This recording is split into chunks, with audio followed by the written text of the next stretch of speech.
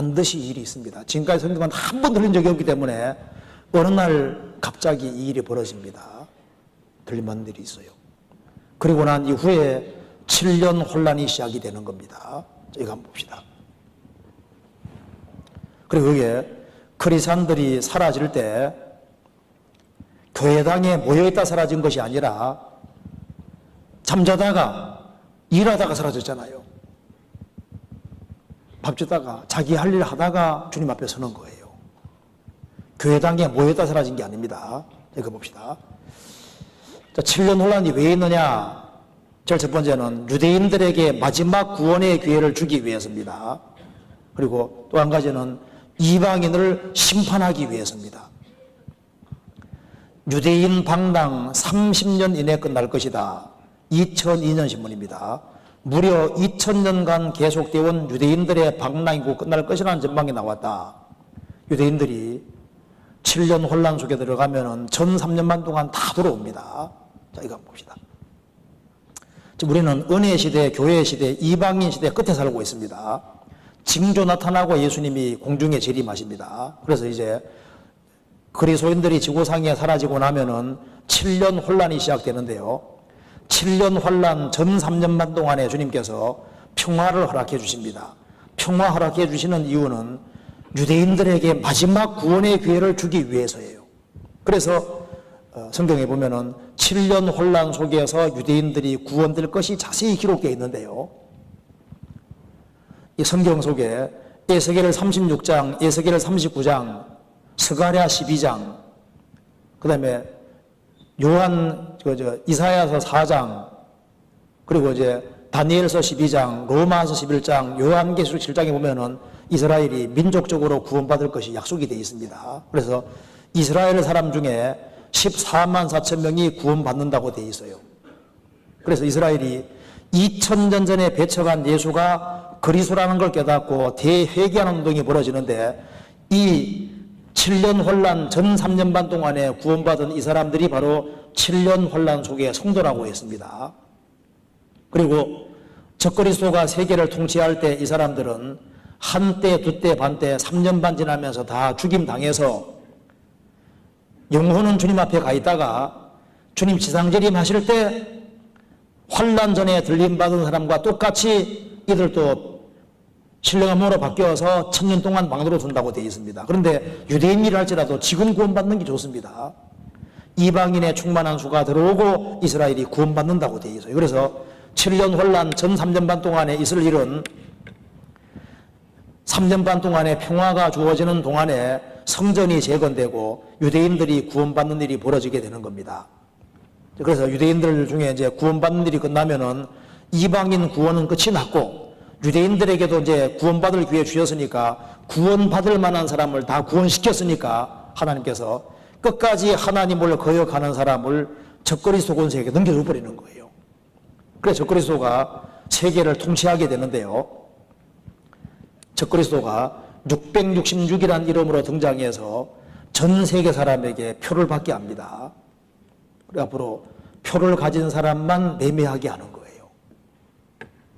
짧은 시간 내에 표 받는 일이 벌어지고 그 다음에 하나님이 지구상에 가장 무서운 벌을 내립니다.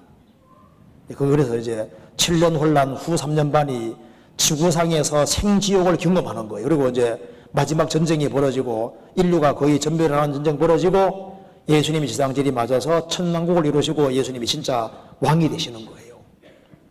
프로그램의 성격에 다 나와 있는데요. 우리는 7년 혼란 전에 살면서 혼란 속에 있는 것을 다 보는 시대입니다. 그럼 이제 혼란 속에 있는 것을 간단하게 요약해 보면은 세계 정부가 탄생합니다. 그리고 표받는 일이 있고 마지막 전쟁이 터지도록 돼 있어요. 이 중에 하나 잠깐 보도록 합시다. 요한계시록 13장. 요한계시록 13장 1900년 전의 기록입니다.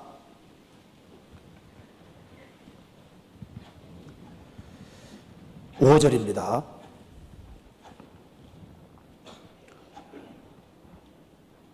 또 짐승이, 여기에 짐승이 적그리스도입니다. 큰 말과 참남된 말하는 입을 받고 또 42달 일할 권세를 받으니라. 3년 반 동안 세계를 통치하게 됩니다. 7절. 또 권세를 받아 성도들과 싸워 이기게 되고, 여기에 성도들이 바로 이스라엘 사람 중에 구원받은 14만 4천 명 말씀하고 있습니다. 싸워 이긴다는 것은 색출해서 다 죽인다는 뜻입니다. 그리고 각 족속과 백성과 방언과 나라를 다스리는 권세를 받으니 전 세계를 다스린다는 겁니다. 지금 여기에 261개 나라가 있는데 앞으로 미국이 50개 주가 한 나라가 되어 있는 것처럼 261개 나라가 주처럼 되는 거예요. 앞으로 세계 정부가 오게 되어 있어요. 지금 준비 다 되어 있습니다. 전 세계 다스리는 권세를 받는데 8절. 죽임을 당한 어린 양의 생명책에 창세유로 농명되지 못하고 이 땅에 사는 자들은 다 짐승 적그리스도에게 경배할 것이다. 그리고 적그리스도가 세계 통치를 수월하게 하기 위해서 적그리스도의 우상을 만듭니다. 15절, 14절, 15절을 같이 읽어보겠습니다. 짐승 앞에서 받은 바 이적을 행함으로 땅에 거하는 자들을 미혹하며 땅에 거하는 자들에게 이르기를 칼에 상하였다가 살아난 짐승을 위하여 우상을 만들라 하더라. 저가 권세를 받아 그 짐승의 우상에게 생기를 주어 그 짐승의 우상으로 말하게 하고 또 짐승의 우상에게 경배하지 아니하는 자는 몇이든지 다 죽이게 하더라. 여기에 적그리스도가 등장하고 그것을 미는 거짓 선자가 등장해서 엄청난 기적을 행하면서 전 세계 과학자들을 동원시켜서 우상을 만들게 하는데요. 마지막 우상은 특별합니다. 마지막 우상은 땅에 거하는 자들을 미혹해서 칼에 상하였다 살아난 짐승, 적그리스도가 암살당해 죽게 됐다가 기적적으로 살아나는데요. 이 적그리스도를 위해서 우상을 만들라. 그래서 마지막 우상은 세계 과학자들이 총동원돼서 우상 하나 만들어내는데 마지막 때 우상은 살아있는 것처럼 말한다고 했습니다. 지금 이것이요 현실화되고 있습니다. 지금 요즘 인조인간 비슷한 거 만들려고 하잖아요. 슈퍼컴퓨터 인조인간 이런 거 만듭니다. 그래서요 마지막 우상은 아주 엄청난 우상 하나가 만들어지는데 여기에 세계 모든 사람의 신원을 다 집어넣고 요즘 안면 인식 이런 거 다 되지 않습니까? 그러니까 이 사람 여기에 우상이 마치 전지전능한 신처럼 되는 거예요. 그래서 그리스도가 우상을 중심으로 해서 전 세계 사람을 꼼짝 못하게 만드는 겁니다. 그래서 뭘 장악하냐 하면은 먹고 사는 걸 딱 장악해 버리는 거예요. 표를 받게 만드는 겁니다.